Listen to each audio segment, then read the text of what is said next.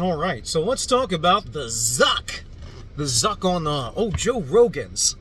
So, we all heard what Zuckerberg said. The FBI came to them and warned of Russia collusion, Russia interference in the election, and there might be propaganda stories coming out.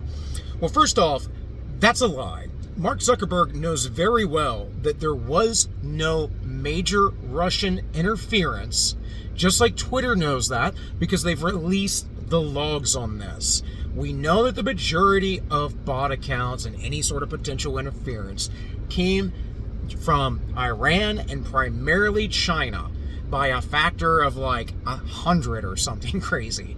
It's been a long time since I looked over the information, so don't quote me on that, but it's a lot, maybe by a factor of 50, something like that. It is quite a bit more than a few Russian bot farm accounts. There might have been 100 or something. There were several thousands, tens of thousands in China, if I'm remembering correctly from the data I read, I don't know, a year and a half, 2 years ago. So either way, we know that that's a lie. We also know from Dr. Robert Epstein that it is Facebook and Google and Twitter and all those other people that actually sway the numbers. He has testified to Congress about this.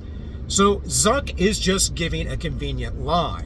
He's giving a convenient lie that he answers indirectly. Rogan says, did you all censor that? Instead of saying no, he says, so Twitter, immediately shifting. So Twitter did that, but we weren't so heavy-handed. No, you were. And here's the deal. That's not your place. You're a telephone company. That's what you are. You're a public commodity. That's what you are. That's what all social media is. So until we get that right, until we fix that, then what we have is we have a collusion of the government and a private company together. Now, this is typically thought of as some sort of fascism. And it basically is. And guys, mind you, communism works exactly the same way. The private companies do exist. They're not state-owned and they might be state-owned, but they're not necessarily state-run. They're run in-house privately. The state gives them demands, though. The state tells them what they can make. The state tells them how much material they can have. The state provides all these external rules upon them, which is what's going on with these public squares on the internet. And further, within that, we know that they get tons of subsidies. So if Zuckerberg is going to say, well, the FBI, they're a reputable, I still believe they're reputable. They're a reputable institution in the United States. They've never been a reputable institution in the United States. People made the concession to have them to get rid of mobsters and stuff like that. But even then, it's kind of strange how if we just gotten rid of the whole prohibition thing, none of that would have came about in the first place. See, it's this effort to control everything and anything that makes criminality bigger and better and badder. And the reason why is the same reason why the government's become bigger, badder, and in more control with the criminality of everything. Because as everyone becomes criminals, you have to then have an estate which controls or dictates what is criminal and what's not, and then tries to enforce the law, of course. And at the same time, the everyday average citizen, as they become criminalized, but they're trying to do what's right with the government, they're not going to participate in the black market, the controlled, organized crime. And that organized crime is really the crime that happens for decades, for years, the control systems that the government actually gets involved in through things like unions and the mafia and whatever else. And this is, this is the whole thing of government intervention. It creates all these unintended consequences, all these second, third, fourth, fifth order consequences that no one else is thinking about. It's one of these things where people are blindly trusting that the government, for some reason, is going to do right.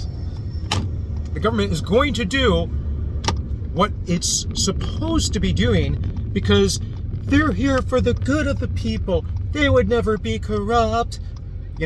Some sort of like infantile fantasy of, or toddler or preschool kid fantasy, the 3, 4, 5-year-old kid has about their parents and their godlike perfect behavior. That's how modern adults, or postmodern adults, I should say, see the government. It's really screwed up. It's really immature. It's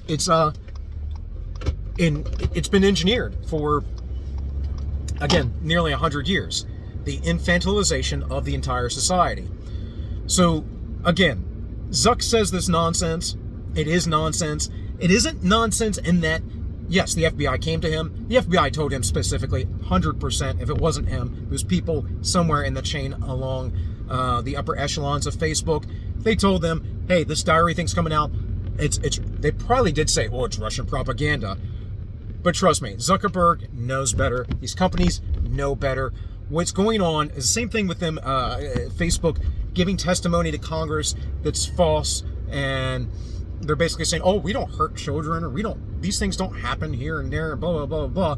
Granted, I believe in the right of association, freedom of association, and I don't want a ton of restrictions on that, but if we're going to ask questions about how do these things affect our children, I think, by the way, that's a problem for the parents, not for the companies to handle, nor the government. But if we're going to ask these questions, then we need straight responses. And Facebook doesn't do that. Facebook doesn't give straight responses about can they manipulate elections. They don't give straight responses about how the algorithm does this, or that. And the government knows this because they are in bed with them. They're colluding with them. It's a conspiracy. Anyways, that's all I got. This has been All Minus One. My name is Bill, and I wish you all well.